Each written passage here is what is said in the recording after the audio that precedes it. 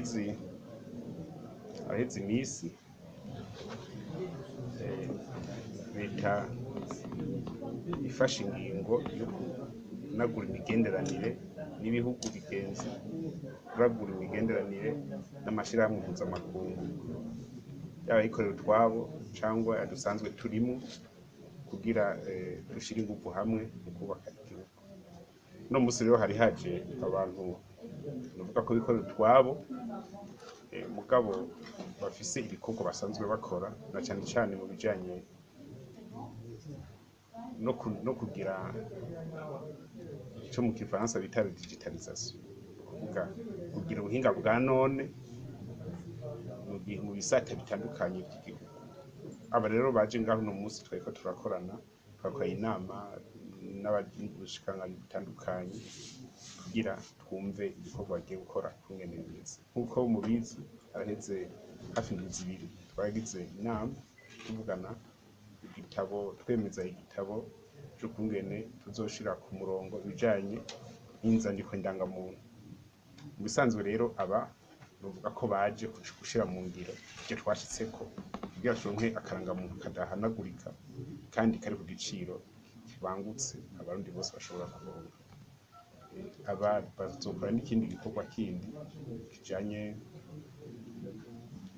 no kugira twokwita ifishi muri rusansuma muzoba mwakuza kugira abarundi twese tube twanditse ahantu hana mu nkaratasi cyangwa mu bitabo bwo tube twanditse mu buhinga bwa none, ubuhinga budahanagurika, ku buryo bya bindi abantu bagenda yaragize mariage agaca yagize nk'imuyinga agaca agenda imakamba agaca agira iyindi cyangwa akiyandika kurindi zina cyangwa akahindagura ibintu ko yishakiye cyangwa nk'umunyamahanga agahita yita umurundi agashyiraho nk'akarangamuntu k'umurundi.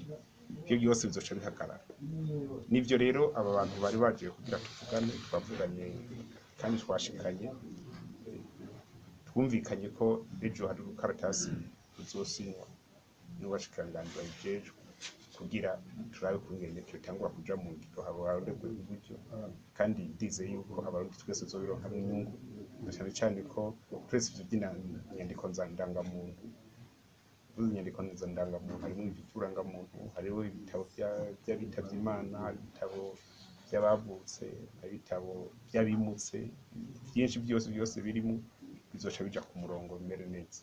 Ko nk'uno munsi ugiye kuraba neza urasanga ibitabo ndangamuntu nk'amarogisi y'abavutse ugasanga yaratabaguritse, ugiye kurondera izina ry'umwana ukamubura kandi yaranditswe.